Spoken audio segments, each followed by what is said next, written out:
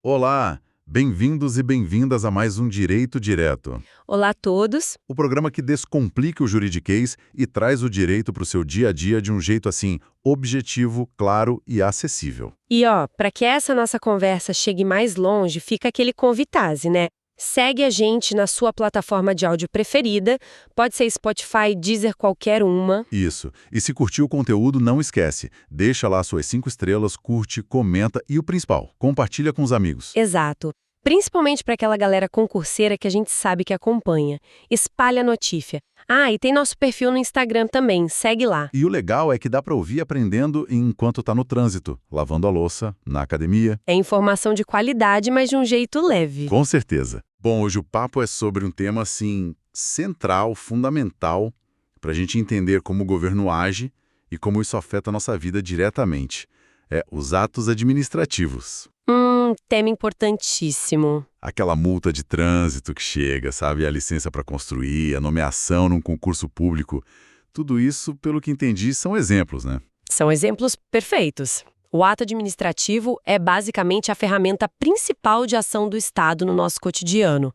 É o jeito como o Estado ou quem atua em nome dele, como uma concessionária, por exemplo, expressa a sua vontade. Mas não é qualquer vontade, né? Não.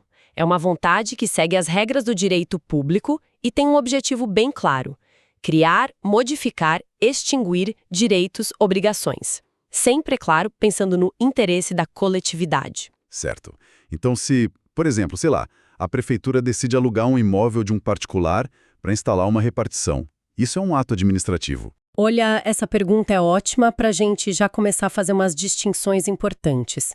Nesse caso do aluguel, a prefeitura está agindo mais como um particular, certo? Negociando em condições de igualdade. A doutrina costuma chamar isso de ato da administração. Ele é regido predominantemente pelo direito privado.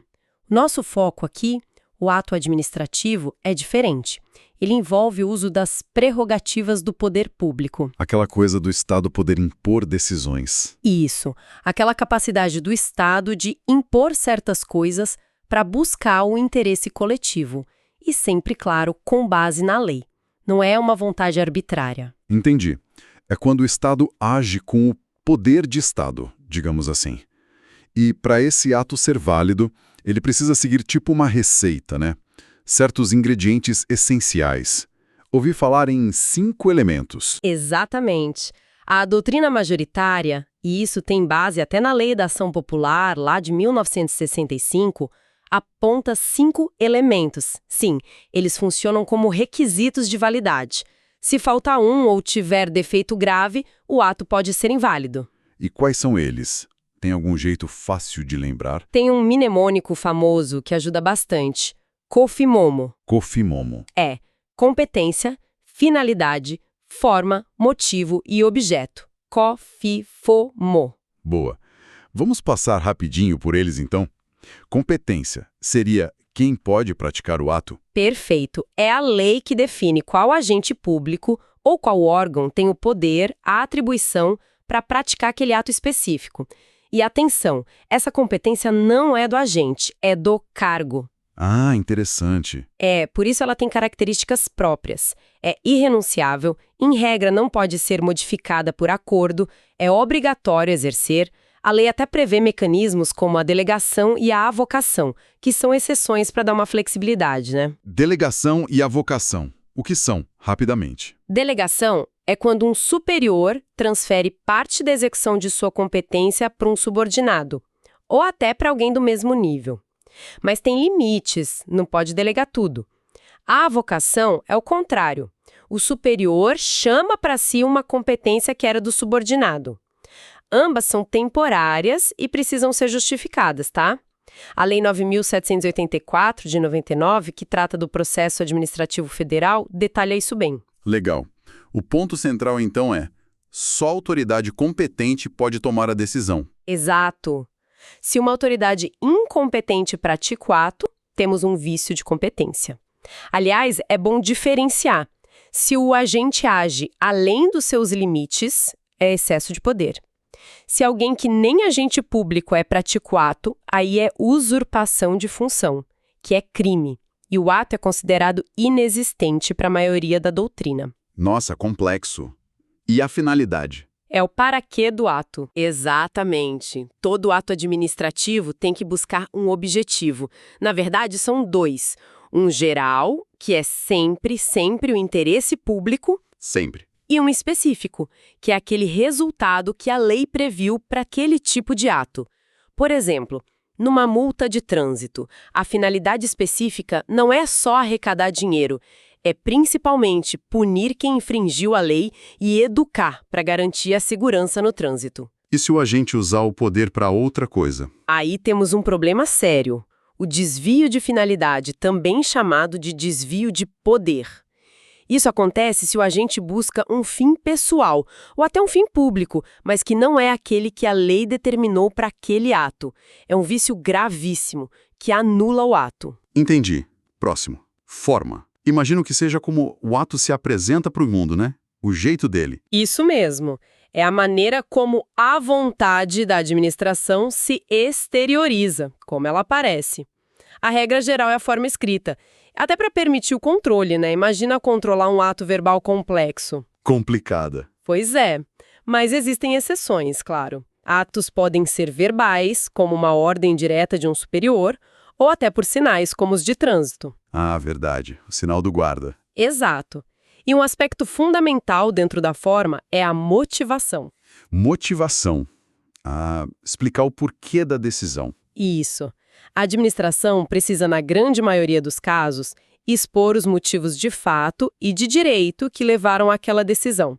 Apresentar o raciocínio lógico, por que multou, por que concedeu a licença, por que negou. E isso é sempre obrigatório? Olha, a doutrina majoritária e a própria Lei 9.784, no artigo 50, entendem que a motivação é a regra. Ela é essencial para a transparência, para o controle, para o direito de defesa do cidadão. A falta de motivação, quando ela é exigida por lei, também é um vício que invalida o ato. E ela tem que ser feita antes ou junto com o ato, não depois. Certo.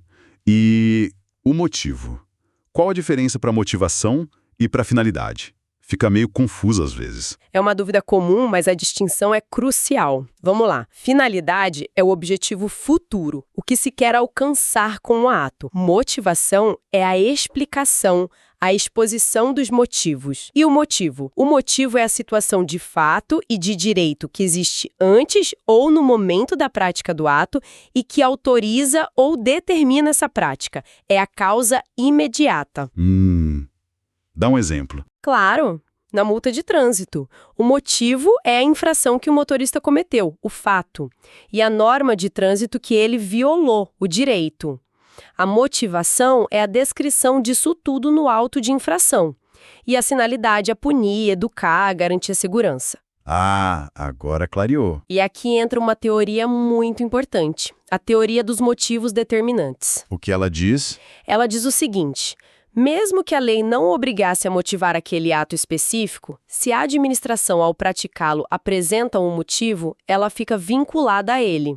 Ou seja, se o motivo que ela declarou for falso, inexistente ou juridicamente inadequado para aquele ato, o ato será inválido. Mesmo que o ato pudesse ser feito sem motivo nenhum. Mesmo assim, se ela deu um motivo, ele tem que ser verdadeiro e adequado. A administração não pode enganar sobre a causa do ato. Se o motivo é viciado, o ato cai. É um vício que sempre gera nulidade. Entendido. E para fechar o cofifomo, o objeto. O objeto é o conteúdo do ato. É aquilo que o ato efetivamente faz, o que ele determina. É a alteração que ele provoca no mundo jurídico. O efeito imediato. No exemplo da multa. O objeto é a própria sanção em dinheiro que foi imposta. Numa licença para construir, o objeto é a permissão para realizar a obra. Numa nomeação, é o provimento do cargo. E esse objeto tem que ser o quê? Tem que ser lícito, claro, não pode determinar algo ilegal. Tem que ser possível, tanto materialmente quanto juridicamente. E tem que ser determinado, ou pelo menos determinável. Você tem que saber exatamente o que o ato está mandando ou permitindo fazer. Perfeito. Então, recapitulando o cofifomo. Para ser válido, o ato precisa ter a pessoa certa, competência, o objetivo certo, finalidade, o jeito certo, incluindo a explicação, forma, motivação, A razão certa, motivo, e a ação ou o conteúdo certo, objeto. Se um desses falhar gravemente, O ato nasce doente, inválido. Pode até produzir efeitos por um tempo, mas está sujeito a ser anulado. É como um bolo, como você disse. Faltou um ingrediente-chave ou ele estava estragado, o resultado está comprometido. entendi. E além desses elementos internos, os atos administrativos têm umas características externas, uns superpoderes, digamos assim, que os diferenciam de atos comuns entre particulares. Superpoderes é uma boa forma de pensar. São os chamados atributos do ato administrativo. Eles não estão presentes em todos os atos, nem sempre com a mesma intensidade, mas são muito marcantes. Quais são os principais? Bom, o primeiro, e que está presente em todos os atos administrativos, é a presunção de legitimidade ou veracidade. Presunção. Quer dizer que a gente tem que assumir que ele está certo? Exato. Presume-se, até que alguém prove o contrário, que o ato foi editado de acordo com a lei, legitimidade, e que os fatos que a administração alegou para praticar o ato são verdadeiros, veracidade. E qual a consequência prática disso? A consequência é enorme. Permite que o ato comece a produzir seus efeitos imediatamente, assim que ele é publicado ou o interessado toma ciência. Não precisa esperar uma bênção do juiz para valer. Quem discorda, quem acha que o ato é ilegal ou baseado em fatos falsos, é que tem o ônus de ir à justiça e provar isso. Isso deve agilizar muito a ação do governo, né? Com certeza. É fundamental para a eficiência administrativa. Mas lembrando, é uma presunção relativa, juris tantum, admite prova em contrário. Ok. E a tal da autoexecutoriedade? Essa palavra assusta um pouco. É a ideia de que a administração pode fazer valer suas decisões sozinha, na marra, se precisar? É mais ou menos por aí, mas com limites importantes. A autoexecutoriedade significa que, em certas situações, geralmente quando a lei autoriza expressamente ou em casos de urgência comprovada, a administração pode implementar suas próprias decisões, usando meios diretos de coerção se necessário, sem precisar pedir uma ordem judicial antes. Tipo o quê? Pensa na interdição de um restaurante que está vendendo comida estragada, ou na demolição de um prédio que ameaça desabar. A administração pode ir lá e fazer, para proteger a saúde ou a segurança pública. Entendi. Mas isso vale para tudo? Cobrar uma multa, por exemplo? Opa, boa pergunta. Não vale para tudo. A autoexecutoriedade, nesse sentido de usar a força física, a coerção direta, não está presente em todos os atos. Para cobrar uma multa, por exemplo, se a pessoa não pagar voluntariamente, a administração geralmente precisa ir ao judiciário para executar a dívida. A desapropriação também, se não for amigável, depende de ação judicial. Ah, então tem níveis aí dentro. Tem, sim. A doutrina costuma dividir. A exigibilidade seria o poder de tomar decisão e criar obrigação para o particular, tipo, você deve pagar a multa. Isso quase todo ato que impõe obrigação tem. Já a executoriedade seria esse poder de ir lá e fazer acontecer materialmente, usando a força se preciso. Esse é mais restrito, depende de lei ou urgência. Entendi. E a imperatividade? É o poder de mandar mesmo. É por aí. A imperatividade é aquela característica de certos atos que conseguem impor obrigações a terceiros, independentemente da concordância deles. É o poder de mandar, de criar deveres para a gente. Uma multa de novo. Uma ordem de um fiscal. Exato. Uma ordem de polícia, uma multa, uma interdição, a determinação para fazer ou não fazer algo. São atos imperativos. Mas, de novo, nem todo ato é imperativo. Atos que só conferem direitos ou vantagens, como uma licença, uma autorização, não são imperativos. Atos que só declaram uma situação, como uma certidão, um atestado, também não. Certo. E tem mais algum atributo importante? Sim, a tipicidade. Significa que o ato administrativo, para ser válido, deve corresponder a um dos tipos previstos em lei, com finalidade e efeitos específicos. Isso traz segurança jurídica, evita que a administração saia inventando atos do nada. Entendi. Presunção de legitimidade, autoexecutoriedade com limites, imperatividade não para todos e tipicidade. São as marcas registradas do ato administrativo. Exatamente. Esses atributos mostram bem a posição de supremacia do interesse público que a administração representa. Falando em licença, autorização, isso me lembrou outra coisa que a gente comentou de leve. Nem sempre a administração tem liberdade total para decidir, né? Às vezes a lei manda fazer de um jeito, às vezes dá uma margem de escolha. Perfeito. Essa é uma das distinções mais importantes no estudo dos atos administrativos, a diferença entre atos vinculados e atos discricionários. Explica pra gente. No ato vinculado, a lei não dá nenhuma margem de liberdade para o administrador. Ela já define todos os elementos do ato: a competência, a finalidade, a forma, o motivo e o objeto. Se a situação prevista na lei acontece, o agente público tem que praticar o ato daquele jeito específico.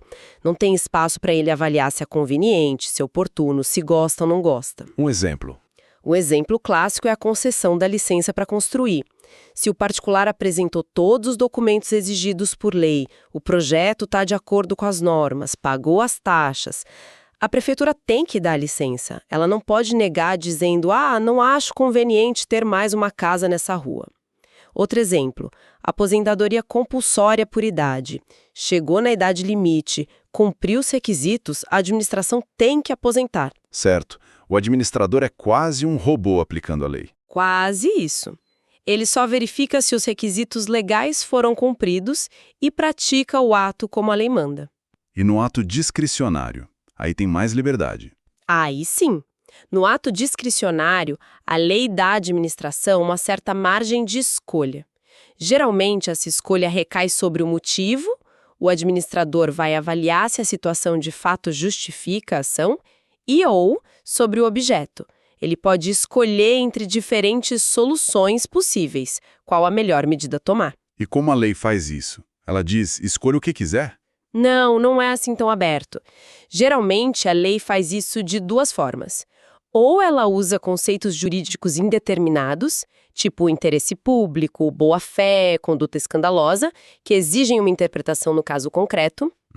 Ou ela dá expressamente ao administrador a competência para avaliar a conveniência e a oportunidade de agir ou de escolher a medida. É aí que entra o famoso mérito administrativo. Mérito administrativo. Essa análise de conveniência e oportunidade. Exatamente. É o juízo de valor que o administrador faz, dentro dos limites da lei, sobre qual a melhor decisão a tomar para o interesse público naquele momento. Por exemplo, autorizar o uso de uma praça para um evento. A prefeitura pode analisar. É conveniente, é oportuno, vai atrapalhar muito o trânsito, tem outro evento no mesmo dia. Essa análise é o mérito. E o Poder Judiciário pode rever esse mérito? Se eu achar que a decisão do administrador não foi a mais conveniente, posso ir para o juiz pedir para ele mudar? Em regra, não. O controle que o judiciário faz dos atos administrativos é um controle de legalidade.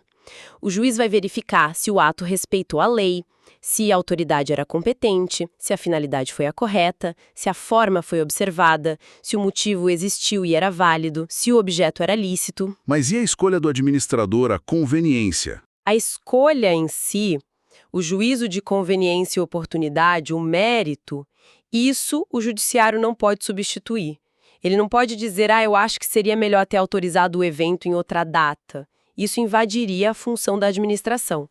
Mas então o ato discricionário é totalmente livre de controle judicial? Não, de forma alguma. Primeiro, porque mesmo no ato discricionário, os elementos competência, finalidade e forma costumam ser vinculados e podem ser controlados. Segundo, porque a própria escolha do motivo e do objeto, embora discricionária, tem limites. Ela não pode ser arbitrária. Limites como? Limites impostos pelos princípios gerais do direito, como a razoabilidade e a proporcionalidade. Se a decisão do administrador for completamente desproporcional, irrazoável, mesmo dentro da margem de escolha que a lei deu, aí o judiciário pode anular o ato.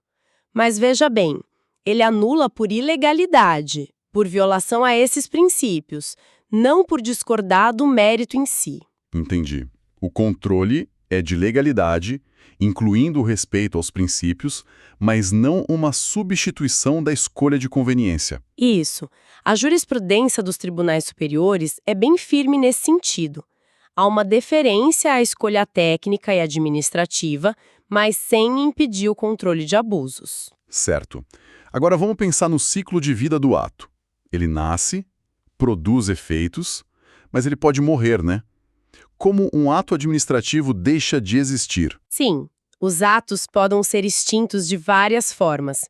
Alguns se extinguem naturalmente pelo cumprimento dos seus efeitos. Uma autorização para um evento que já aconteceu, por exemplo. Ou um ato com um prazo determinado que chegou ao fim. Ok, esgotamento natural. Isso. Pode haver também o desaparecimento da pessoa ou da coisa que era objeto do ato, ou a renúncia do beneficiário a um direito que o ato concedeu. Mas as formas que mais geram discussão são aquelas em que o ato é retirado de circulação pela própria administração ou pelo judiciário. Que seriam? Principalmente a anulação e a revogação. Mas existem outras figuras também, como a cassação e a caducidade. Vamos focar nas duas principais: anulação e revogação. Qual a diferença-chave? A diferença é fundamental e está ligada a tudo que a gente conversou sobre validade e mérito. A anulação acontece quando o ato é ilegal. Ele nasceu com vício insanável em algum daqueles 5 elementos: competência, finalidade, forma, motivo ou objeto. O bolo que deu errado. Exatamente. Quem pode anular? Tanto a própria administração, no exercício do seu poder-dever de autotutela, de corrigir seus próprios erros, isso está até em súmulas do STF. Autotutela. Quanto o poder judiciário, se for provocado por alguém que se sentir prejudicado. E o efeito da anulação, como fica? O efeito, em regra, é ex tunc. Ex tunc. Tunc lembra então, passado. Isso. Significa que o efeito retroage à data em que o ato foi praticado. É como se o ato nunca tivesse existido validamente. Ele é desfeito desde a sua origem, apaga tudo. É o Ctrl Z que você falou, mas espera aí, se o ato já produziu efeitos por anos, beneficiou alguém, anular retroativamente não pode gerar uma insegurança muito grande? Pode. E por isso existem limites e ponderações. Primeiro, tem a questão do prazo. A Lei 9784 estabelece um prazo decadencial de 5 anos para a administração anular atos administrativos que geraram efeitos favoráveis para os destinatários a contar da data em que foram praticados, salvo comprovada má-fé. Ah, então depois de 5 anos, mesmo ilegal, não pode mais anular. Em regra, se o beneficiário estava de boa-fé, a administração perde o direito de anular por ilegalidade. É a chamada estabilização pelo tempo, em nome da segurança jurídica. O STF e o STJ aplicam esse prazo, inclusive para o controle feito pelos tribunais de contas em certos casos, como no registro de aposentadorias. Interessante. E além do prazo, tem mais alguma coisa? Sim. A própria anulação, mesmo dentro do prazo, precisa observar o contraditório e a ampla defesa se for afetar direitos individuais. E a Lei de Introdução às Normas do Direito Brasileiro, a LINDIB, depois das alterações de 2018, trouxe uma preocupação muito grande com as consequências práticas da anulação. A LINDB de novo, o que ela diz sobre isso? Ela diz que a decisão que anula um ato tem que indicar as consequências jurídicas e administrativas e deve, sempre que possível, prever formas de diminuir os prejuízos ou compensar os afetados, buscando uma solução proporcional, que considere a boa-fé, a confiança gerada, não é só anular e pronto. Ou seja, mesmo o ato ilegal, às vezes pode ter seus efeitos mantidos ou modulados para proteger quem agiu de boa-fé. Exatamente. A regra é o efeito ex tunc, mas a segurança jurídica, a boa-fé, a proteção da confiança e as próprias regras da LINDIB podem levar a uma modulação desses efeitos ou até mesmo a manutenção de um ato inválido cujos efeitos já se consolidaram de tal forma que desfazê-lo seria pior. É uma ponderação complexa. Entendi. A anulação é para ato ilegal, efeito retroativo com ponderações. E a revogação? A revogação é completamente diferente. Ela não tem nada a ver com ilegalidade. Ela atinge um ato que nasceu legal, válido, perfeito, mas que, por uma mudança de circunstâncias ou de avaliação, deixou de ser conveniente ou oportuno para o interesse público. Ah, então a revogação mexe com o mérito administrativo. Exatamente. É uma decisão baseada puramente em conveniência e oportunidade. Por isso, quem pode revogar? Só a própria administração pública. O Poder Judiciário não pode revogar atos administrativos, porque ele não pode se meter no mérito. Lembra? Certo, só a administração.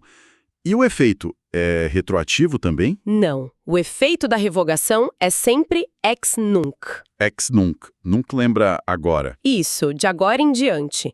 A revogação só produz efeitos dali para frente. Ela não desfaz o que já aconteceu enquanto o ato estava valendo e era conveniente.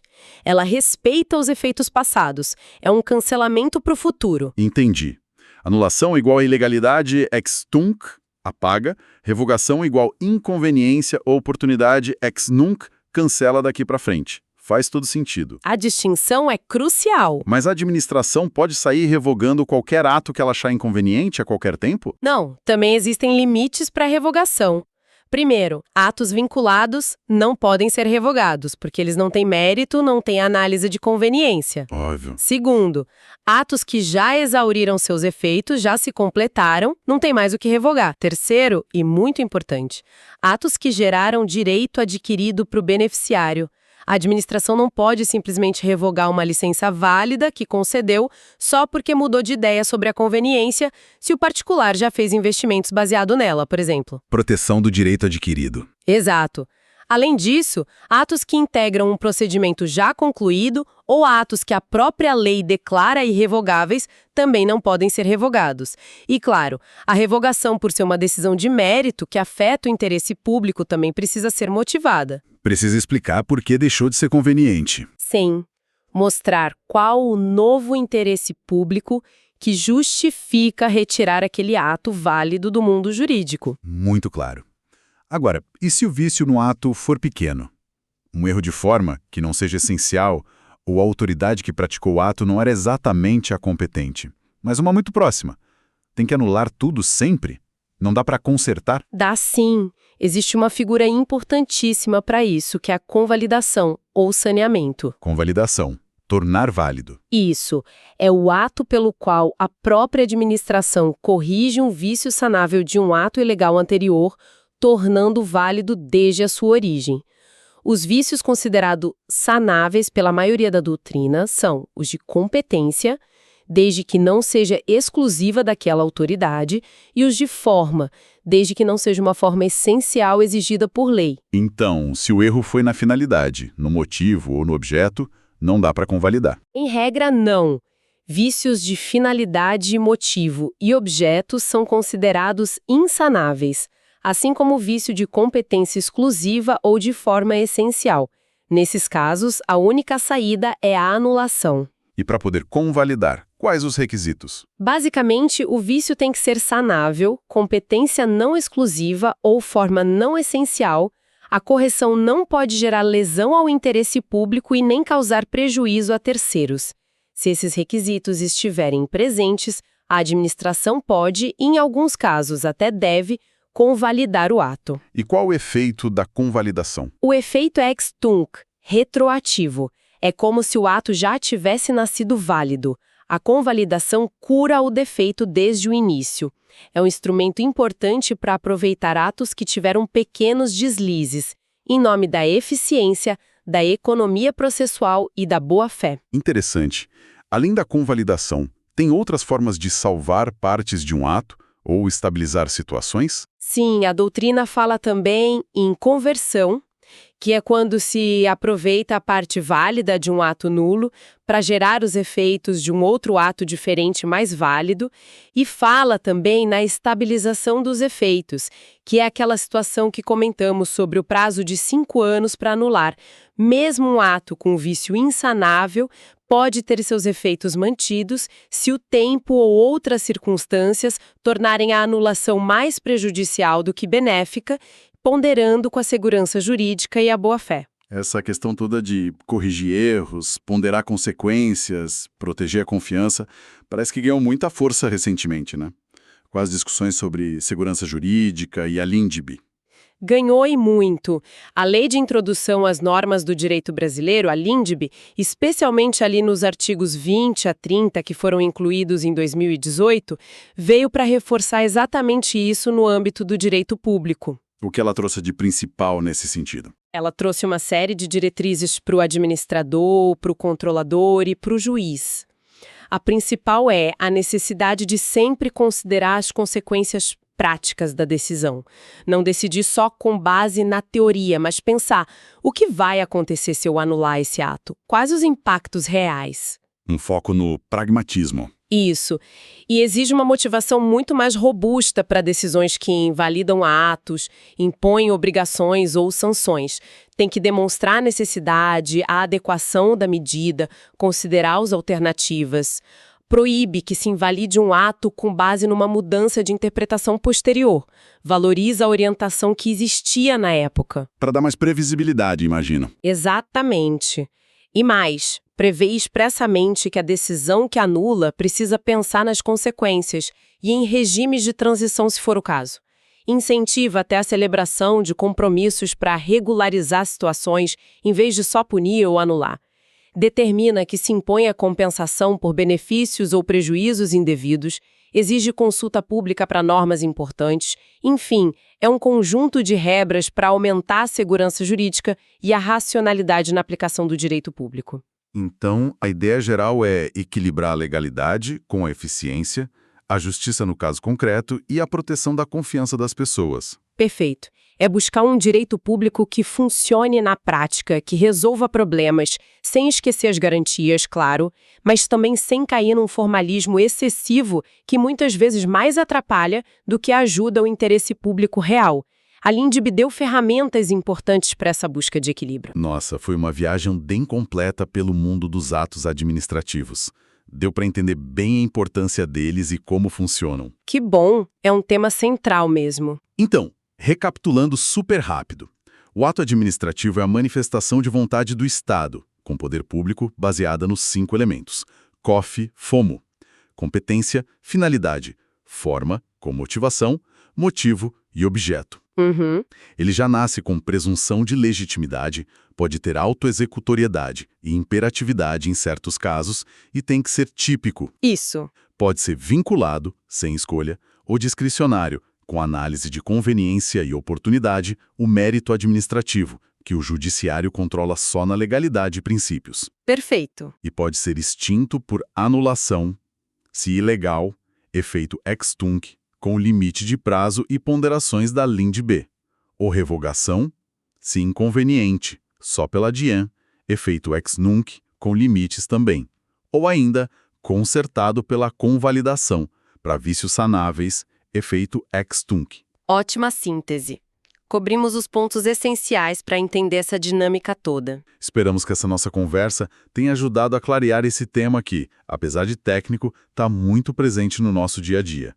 Muito obrigado pela companhia de quem nos ouviu até aqui. E não se esqueçam, sigam o Direito Direto, avaliem com 5 estrelas, compartilhem com os amigos, concurseiros ou não, e claro, visitem a gente lá no Instagram. Até a próxima no Direito Direto. Até.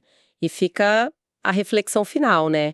Como a gente garante que toda essa flexibilidade necessária para a administração corrigir erros ou se adaptar, seja pela convalidação, pela revogação ou por essas soluções mais pragmáticas da LINDB, não vire, na prática, uma porta aberta para instabilidade, para insegurança ou para decisões que acabem ignorando a própria legalidade.